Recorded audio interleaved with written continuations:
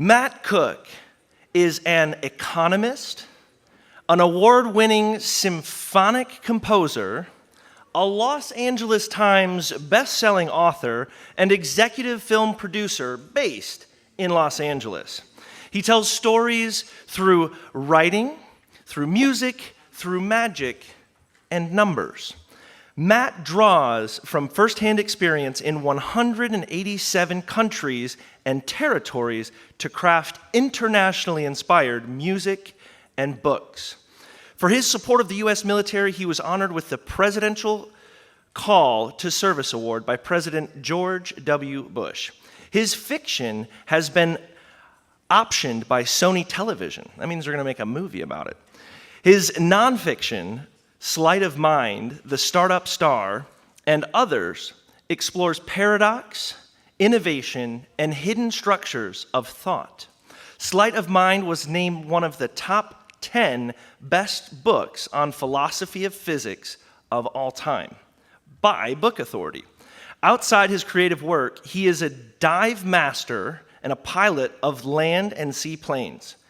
His talk today, Murmurations, weaves together music, magic, and mathematics in an exploration of the concept of emergence, revealing how we can transform life's scattered moments into a harmonious and integrated whole.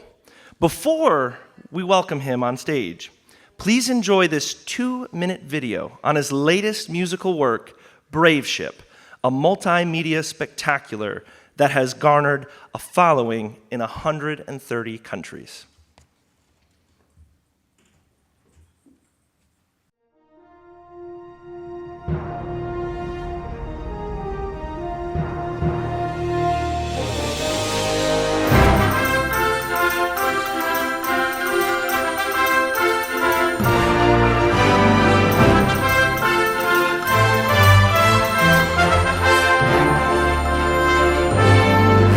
Brave Ship is a narrated live show for orchestra. It's a musical expedition about a young boy named Azra who discovers a magic airship and flies to faraway lands full of fantastical creatures. He's accompanied by a fearsome stowaway and a young princess named Helene who's on a mission to find her parents. There's a book, there's an album, there's a video game in the works. The show itself is immersive. Dozens of illustrations of the adventure are projected on screen. The journey's about the coming together of a family. My hope is that this multimedia experience will inspire people to appreciate the storytelling power of the symphony orchestra.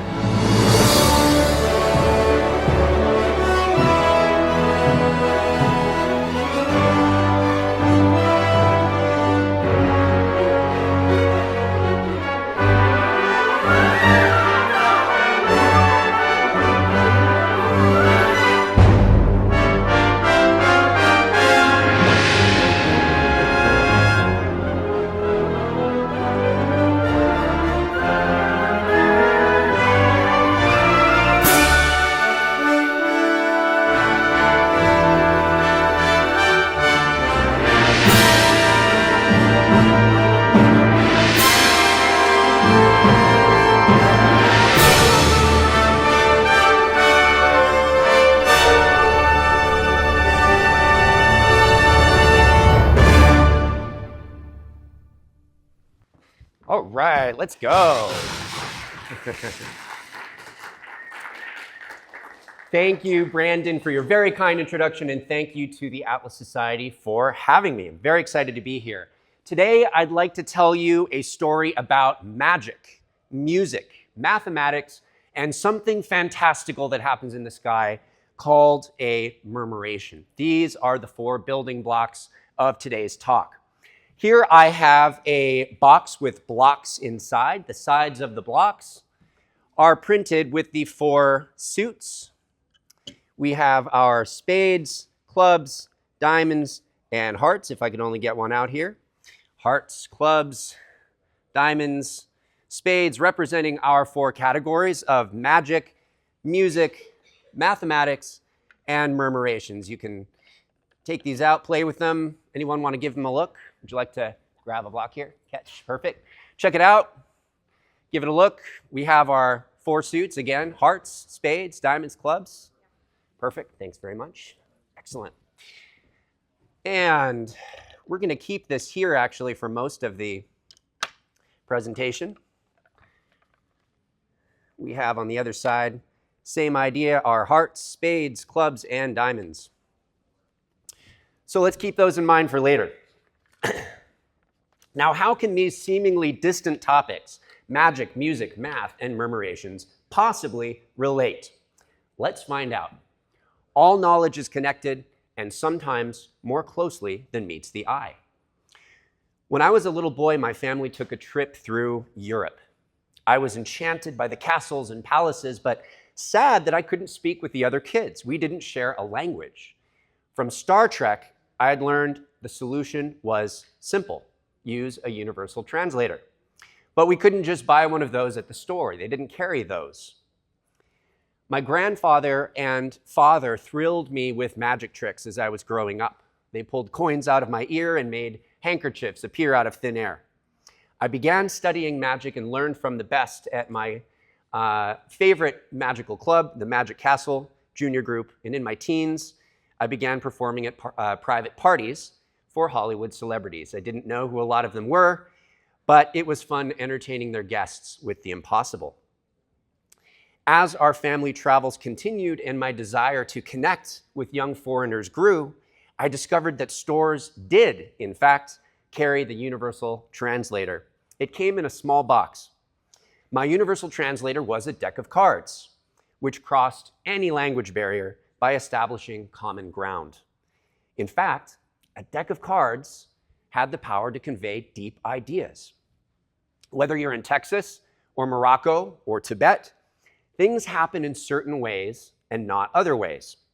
Objects fall down to the ground, not up to the sky. Solid objects cannot pass through each other. Things don't vanish and reappear in other places. We give these rules different names and we explain them differently, either as physical law or the will of God. But we all see the rules and we all have a sense, a very strong sense, that these rules cannot be broken. With the deck of cards, though, I could appear to break the rules. And this, I discovered, brought universal delight. What it said without words was, we both know how the world works, or we both know the world follows simple rules. We both like to figure out how those rules work, and we both like to try to explain things. I have a universal translator with me today, and I need a volunteer to make a selection, but to rid ourselves of the notion that there is an accomplice out there, what I'm going to do is toss this deck to somebody who's going to toss it to somebody else, who will toss it to yet a third person, and that person will be our brave volunteer. Okay, so here we go. I'm going to toss this once again to you, Miss. Thank you. If you could just go ahead and hand it or toss it to anybody else out in the audience. Anybody else you'd like. You can keep the cards in there. You can just keep it closed, and you can just hand the whole deck to anybody else. Exactly. Anybody else. You can just pass it to anybody else. Could be at your table. It could be another table. Just give the whole deck to somebody else. Perfect. And then, excellent. And then she's going to hand it to somebody else, and that person will be our brave volunteer. All right. Congratulations. Come on up. Come on stage. What is your name, sir? Aravinder. Aravinder. Yeah. Okay, excellent. Welcome. Come on up on stage. Nice to meet you. Nice to Here meet we you, go. sir. All right. Can you guys all hear me through the lapel right now? Okay, excellent. Good. Just making sure. Excellent. All right. Where are you from, Aravinder? Houston, Texas. Houston. All right. Thank you so much for coming up on stage. This is going to be very simple. I'm just going to ask you to tell me when to say stop, and we're going to have you select a card. It's up to you whether you want to look at it, but what I really need you to do is make sure that nobody else, and especially me, can see it. Yeah. So you can take that card, put it in your pocket, then we'll seal up the rest of the cards, and I'll give the whole deck to you, and you get to keep that in your other pocket for the whole duration. Again, up to you whether you want to take a look. You'll definitely look later on, but whether you want to look right now is completely your choice, okay? So, Aravinder, just do me a favor, say stop anytime you'd like. Oh, yep, anytime. Stop. Right there? Cool. You want to keep that or change it? It's totally up to you. Change. You want to change it? Okay, we'll start again. Anytime you'd like. Yeah. Right there? Keep or change? Keep. We're going to keep that one? Yeah. Perfect. All right, there's your card, sir. Make sure that I can't see it. Make sure nobody else can. Put that in your pocket. And then we're going to seal up the deck. And this will be for your other pocket for the rest of it. All right, give Arvind a nice big round of applause. Thank you so much. And we will be coming back to that later on. While listening to the sounds in foreign countries, I found a second powerful universal translator created in every drum beat and every tune around the world, and that's music. Music communicates in a very different way. It tells emotional stories. That's its purpose in a nutshell. Music narrates, just like literature. The difference is that it tells strictly emotional stories without calling particular concepts to mind. Music has a direct line to emotion. As my travels continued, it became important to me to understand the stories music can tell. In my early 20s, while in grad school for my economics doctorate, I spent a lot of time writing music that I would share with local musicians while traveling in exchange for knowledge about their sounds and their scales and their instruments. These two universal translators, music and magic, have helped me connect with people in 187 countries and territories to date, plus the 50 states.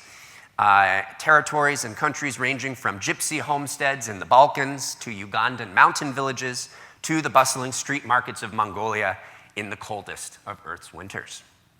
And just a few fun highlights. This was a street market in Albania, performing for some of the youth there. This was in Okinawa, Japan, another street market. And then one of my favorite memories was actually last year in Uganda, a group of young folks on the side of the road walking home. And I stopped them, and we had some fun, and we played card games and did some magic. Really, really great time. In grad school, I also studied numbers. The field was economics, but we had a mathematically rigorous program. And in my spare time, I read a lot of philosophy and physics. I was always looking for puzzles. To me, the most interesting puzzles didn't have numerical answers, but rather explanatory answers, where the answer was an explanation to something that looked preposterous, like the fact that some infinities are larger than others, and there is always a larger infinity, or like the fact that black holes can appear to destroy information. These puzzles have the strangest effect. They make it look like reality has kinks in it where the laws of nature break down. And these are a certain class of puzzle called paradox. Paradox is the illusion of contradiction. There is no such thing as a real contradiction in nature, but it can seem like there is when we don't fully understand what's going on. Now, what does that sound like? Like magic, of course. A magician's purpose is to create the appearance of impossibility, to pull a rabbit from an empty hat. Paradox does this in the abstract. Really, paradox is a sophisticated kind of magic trick with no rabbit and no hat. Only the ideas themselves create the illusion of contradiction. Now, in grad school, the joy of magic was so deeply ingrained in me that paradoxes felt like old friends in new clothes. It became my mission to collect, catalog, and figure out every paradox that I could, and to compile my favorites in a book that would offer the best possible explanations. It was, in a sense, an effort to pull back the curtain on some of the cleverest acts of magic known. I named the book Sleight of Mind. Years of research for this book helped me realize and appreciate the threadwork by which math, physics, and philosophy are deeply interwoven.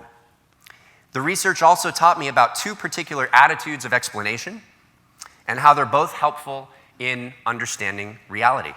I'm going to briefly explain the first one, but the second one is more interesting. So in just a minute, I'd like to really demonstrate that one using our second universal translator, which is music. All right, the first attitude is called reductionism. Reductionism focuses on breaking things down to their smallest parts. Much of our early education is presented through this lens.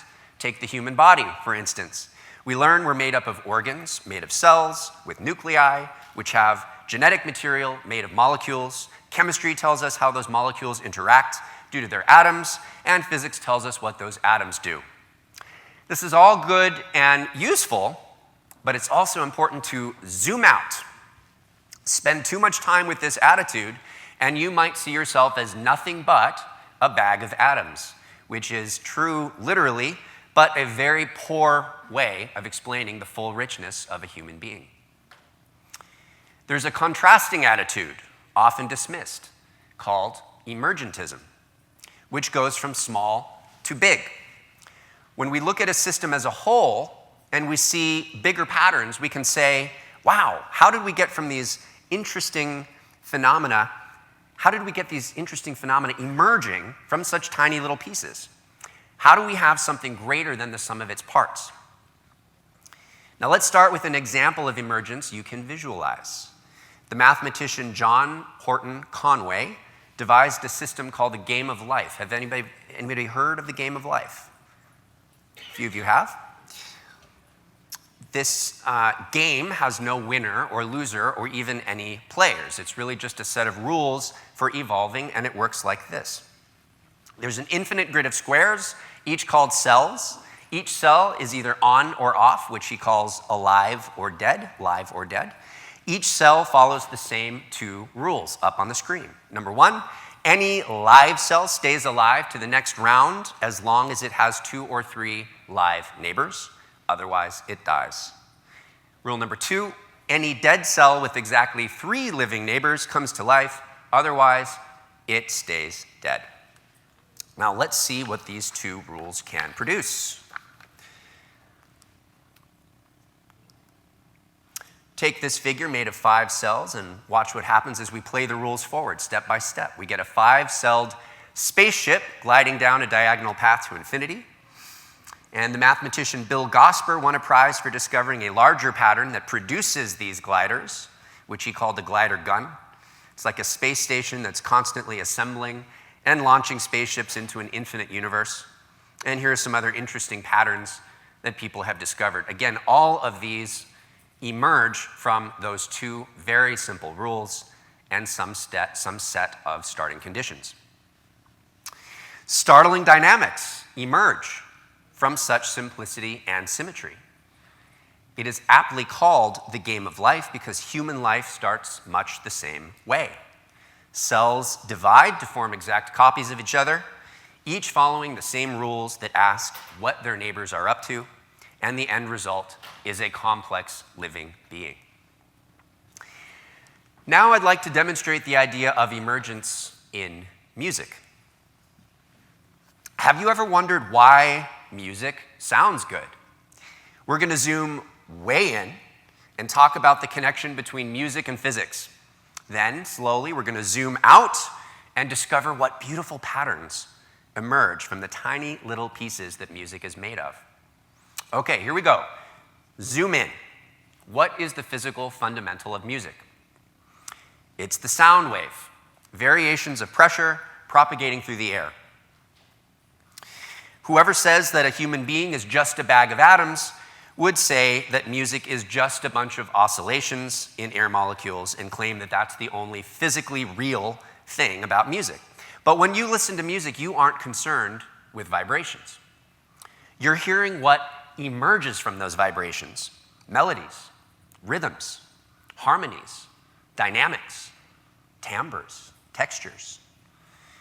From those properties, others emerge: themes, motifs, stories. When you hear a musical theme, that theme is no less real than the sound wave from which it emerges. Now let's start with a simple sound wave. Let's say you have a string and you make it vibrate. And let's say you know the frequency, you know how fast it vibrates.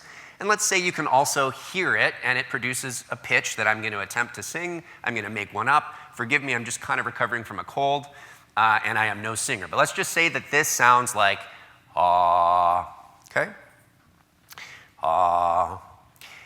Now we're going to double the frequency of vibration by adding energy to the string And let's see how the excited string looks next to our original string. The excited string, the one shown below the other, has formed these two loops, and it jiggles twice as fast as our original string, creating a pitch like this. Ah. Okay, once again, our first one, ah, and our second one, ah. Right? I picked arbitrary notes, but something in our ears tells us that those two pitches are related.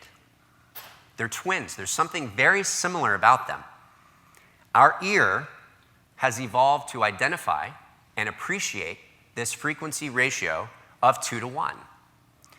We've come up with a name for this interval, octave, as well as an adjective to describe it, perfect. When the high note is twice the frequency of the low, the two form a perfect octave. Now, what about frequencies in a 3 to 2 ratio? Guess what? Our ear still recognizes them as family. Maybe not twins, but still siblings. And when I attempt to sing the third one here, what I'm going to do is actually bring it down an octave. So I'm not going to truly sing it where it is because I don't really have a very good range. So when I sing the third one, I'm putting it down an octave. But they would sound together something like this. Our first string, ha. Second string, ha. Third string, ha. Okay, it would actually be an octave higher, but I brought them down into the same octave. Ha, ha, ha, which begs a question. Do you hear what I hear? Okay. You might also recognize these notes from the Jeopardy theme. Da, da, da, da, da, da, da. Or the Universal Studios fanfare at the beginning of movies. Ba, ba, bum, bum, bum, bum, bum, bum, bum. Okay, enough of my singing. You can tell I'm terrible. Monks in the 14th and 15th centuries praised this 3 to 2 ratio for its purity. They thought it represented God's perfection, which may be why it is also called a perfect interval. While exploring a Maasai village in remote Tanzania, where Western music has had little influence, I heard it sung in a chant. Around the world, the human ear finds beauty in these simple integer ratios of 2 to 1, 3 to 2, 4 to 3, and so on. We call them harmonies, and they form the basis of the 12 notes used in all Western music. And we know from ancient tablets that the Greeks and Mesopotamians played with frequency ratios also. Our musical scales are based on certain realities allowed by physical law. Nature forces a string to vibrate with fixed points called nodes, dividing segments of equal length. The number of segments determines what we call the mode of vibration, and the nodes are the black dots on the screens. There will always be some integer number of nodes. You can't have a string vibrate in some fractional mode because reflecting waves would interfere with themselves. That same principle guides the wave-like behavior of electrons. And it's why excited atoms emit only certain colors of light. Yet another connection between music, math, and physics, this time quantum mechanics. Over the centuries, tweaks to the tuning of our 12 notes have allowed for smoother key changes, but the underlying physics is still the same. Today, these 12 notes form the basis of all Western music. The joy, the sadness, the triumph, the dreaminess, the eroticism, and the sadness. Speaking of emotion, lots of music works with subsets of only 7 of these notes at a time. Why? Because the notes have certain feels. And by choosing carefully, we can create consistent feelings. Many notes act in pairs, one bright, one dark, and each pair acts like a brightness-darkness switch. And depending on the switches flipped, our 7-note scale will have an overall mood. The third note on the scale serves as an especially powerful switch, has a big impact on mood, and is said to put the scale in major or minor. Other features, too, will emerge from the sound wave. If you string a series of notes together and you set them to a rhythm, you have melody. the bit that gets stuck in your brain that you want to sing back.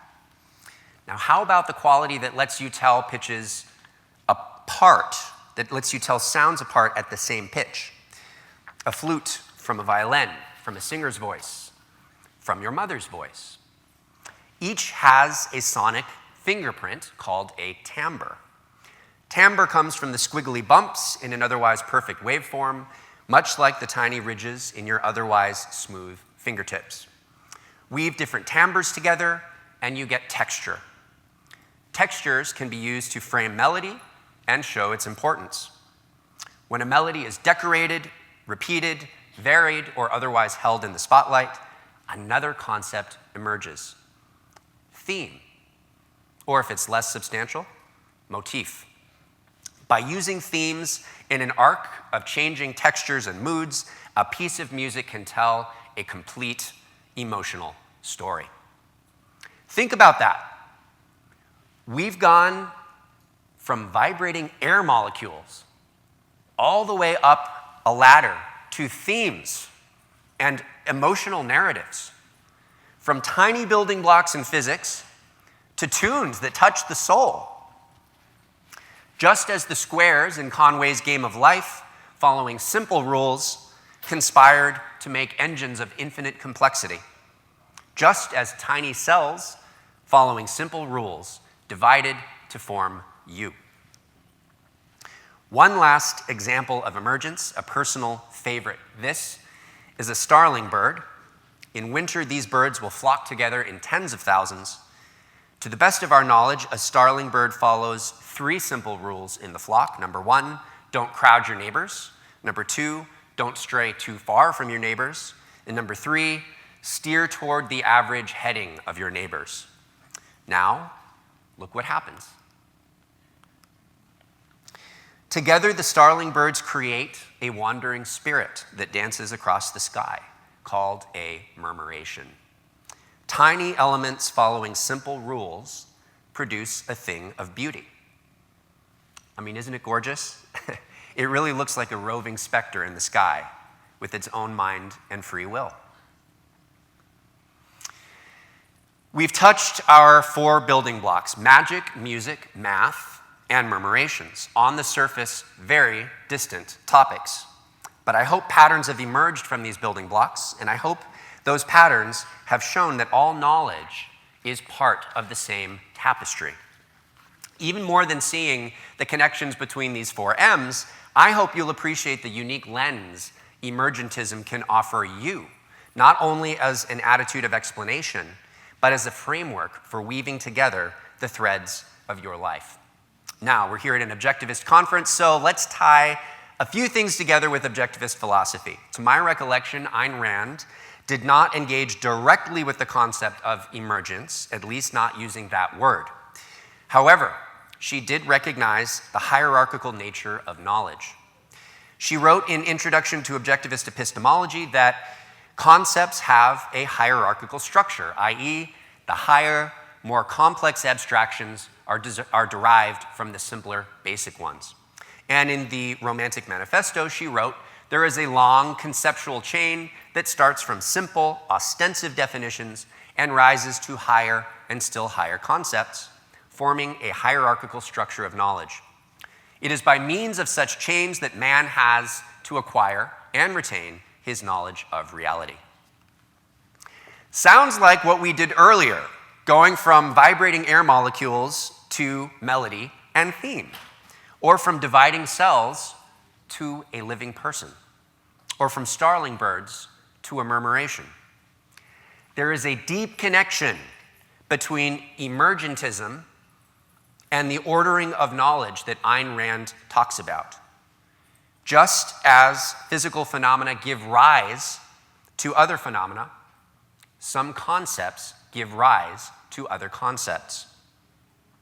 Reason itself is a process of getting a bunch of sensory data and then, with logic as a tool, forming concepts. It means working up a ladder, just like the framework of emergentism means working up a ladder. It can be useful sometimes to go back down the ladder to see what things are made of, but not at the expense of rationality. If someone came up to Ayn Rand and said, "You're nothing but a bag of atoms," I think she might say, "Well, unlike you, I've arranged my atoms into something capable of seeing the bigger picture." Many of you have read one of Rand's greatest essays, The Objectivist Ethics. Read it again and notice through the whole essay, she is climbing up a ladder.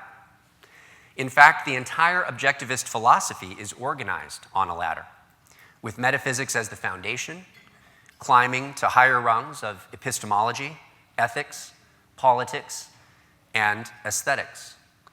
If presented with the two attitudes of explanation we've talked about, reductionism and emergentism, I think Rand would say that reductionism reveals the building blocks of reality, while emergentism uncovers the possibilities they can create. Reductionism breaks things down to their fundamental parts, helping us understand their composition.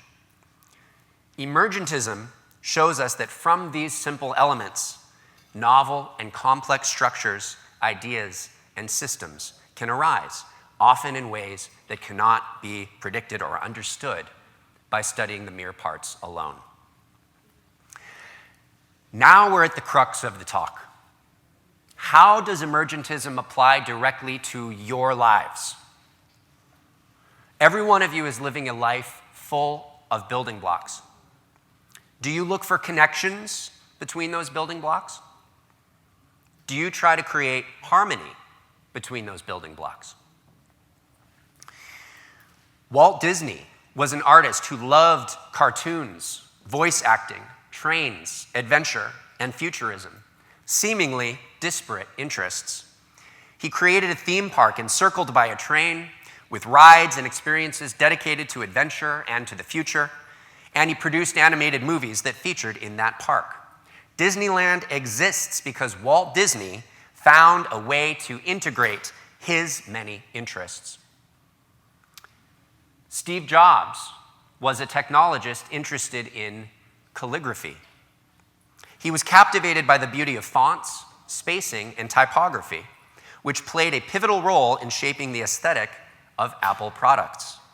Your iPhone looks as elegant as it does because Steve Jobs found a way to integrate his interests. Tolkien was a professor of languages who also happened to love stories and mythology. His legendarium has shaped and inspired the genre we call fantasy, and so much of the passion behind his stories came from his love of language. By the way, he took a lot of flack from his colleagues while working on his silly children's books. Aristotle, of course, was interested in just about every field in his time: physics, biology, philosophy, linguistics, economics, politics, psychology, and art. He and so many other polymaths, from Da Vinci to Benjamin Franklin, looked for the connections between fields that interested them. All of you have building blocks in your lives: your families, your professions, your passions, your hobbies, your beliefs, all of which you could compartmentalize in little cubby holes, or you can look for the connections between them. You can integrate them. Objectivism already puts you leagues ahead in that regard because it's a fully integrated philosophy offering the fundamentals for a happy and purposeful life on earth.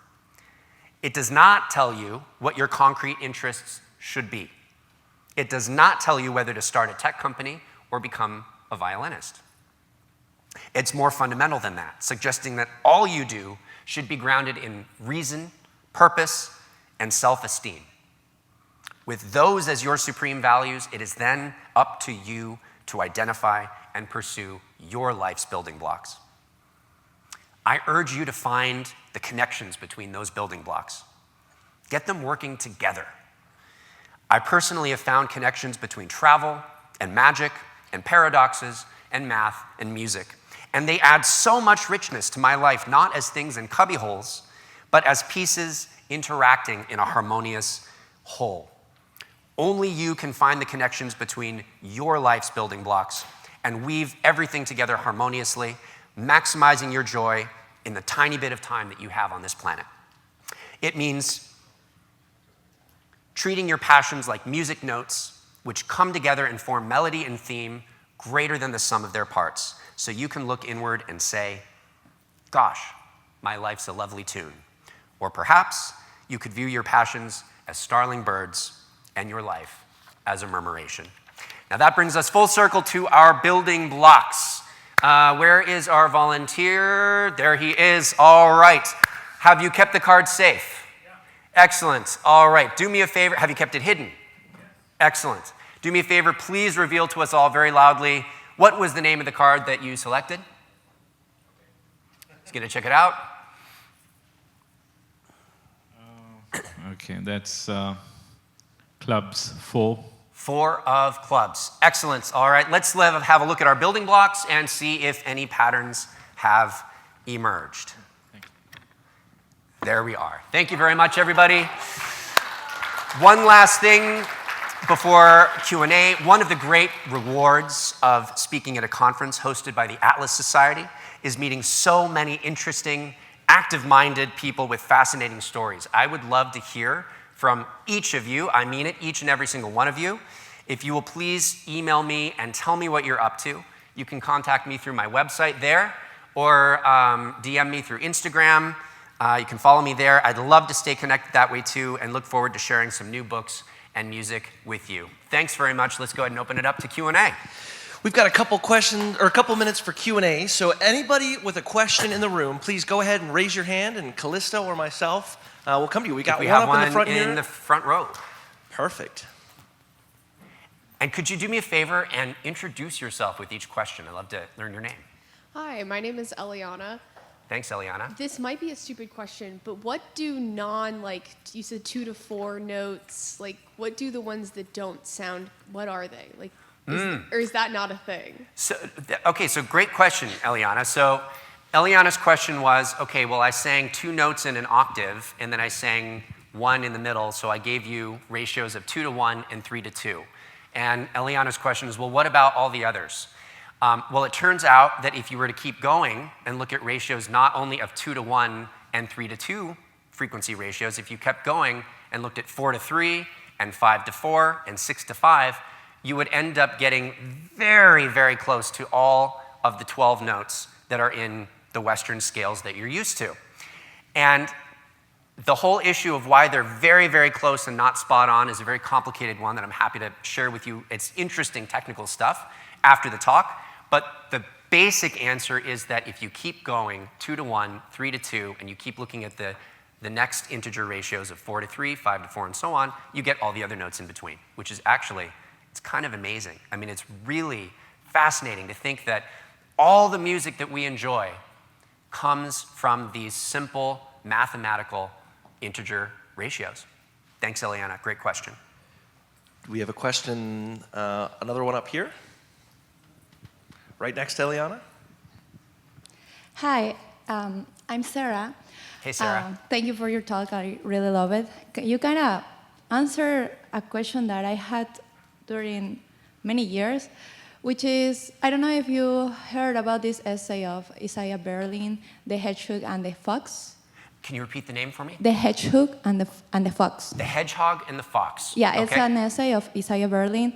It says that the fox is the people who know many things, and the hedgehog is people that know one thing. And society usually says that you should specialize in one thing. But in my personal life, I love many things. Like, I can decide what to do because I love philosophy, I love mathematics, I love economics, etc. So you kind of answered me that you have to find the connections between those fields. But I wanted to ask you directly that what you think about this common thought in society that you should focus on just one thing.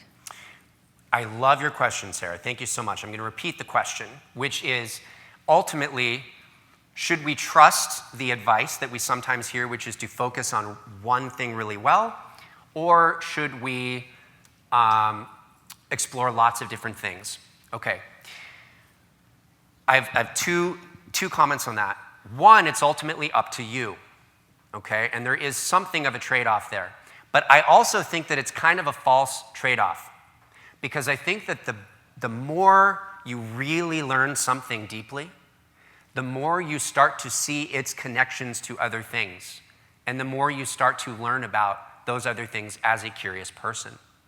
Now, there is some trade-off, of course, when it comes to developing a motor skill.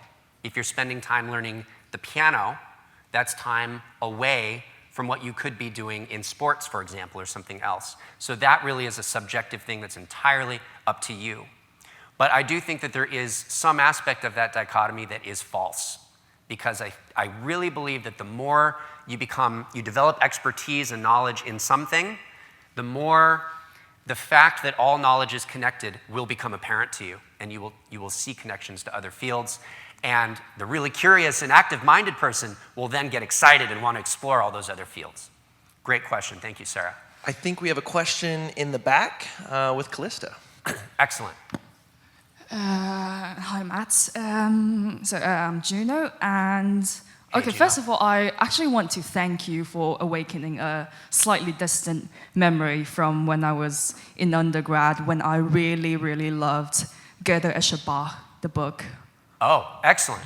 And yeah, Great that book. was okay. That the question had nothing to do with, but I really resonated with your point of how important it is to integrate between different disciplines, because being in academia, I see a lot of supposedly very intelligent people who really don't know what they are doing because of how much each of their own fields have been compartmentalized, and everyone has been just focusing on their own little question without seeing the big picture.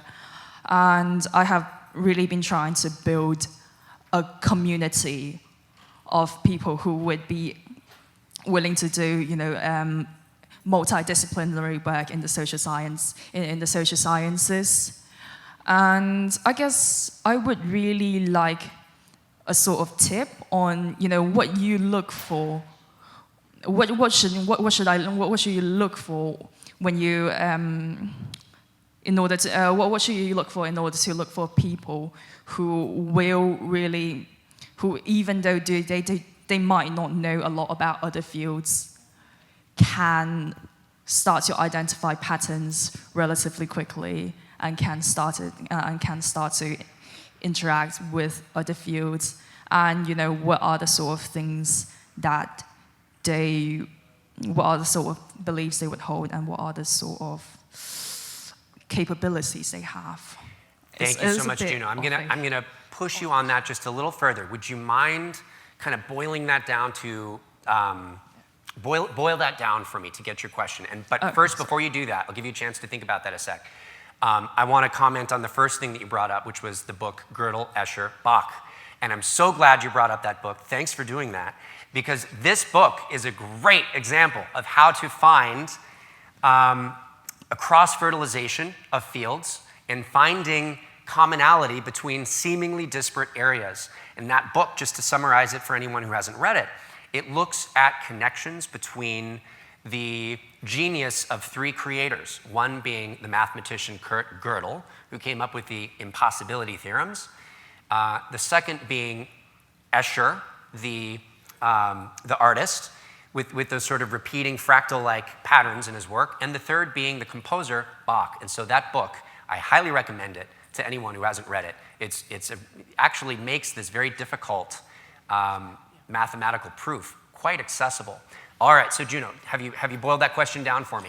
Okay, so I think what I'm trying to say is I am looking for the modern Renaissance man, the sort of person who would be into every facet of life. Mm-hmm. And because I'm trying to look for it in academia, some people would have the potential to be the modern Renaissance man, but not everyone currently is. So, what sort of characteristics would you look for in a person to find the modern Renaissance man? This is the last question. Last question. Okay, great. Thanks for distilling that down for me, Juno. And your question is, so how do you find the Renaissance man archetype? How do you go out and find polymaths? And to tell you the truth, I know if I have any secret sauce to that. I think reading biographies and just being proactive about trying to meet interesting people, joining new clubs and picking their brains, honestly, I don't have anything exceptional other than to say just keep looking and just keep meeting as many people as you can with cool interests. But I think that I think the biggest takeaway from this talk is that we all should strive for that and look to make the connections, look to find the connections between the things that interest us in our life. Don't keep them in cubby holes. Bring them together, find the threads and the patterns, and try to set yourself up so that at the end of your life, you can look back and not see a bunch of starlings, but rather see that big murmuration as the big, beautiful pattern that is your life. So thank you very much. Really enjoyed your questions, really enjoyed sharing this day with you. At the Atlas Society, we've set out to engage 1 billion young minds with the ideas of Ayn Rand. You can help by tapping that subscribe button, and don't forget to give this video a like below.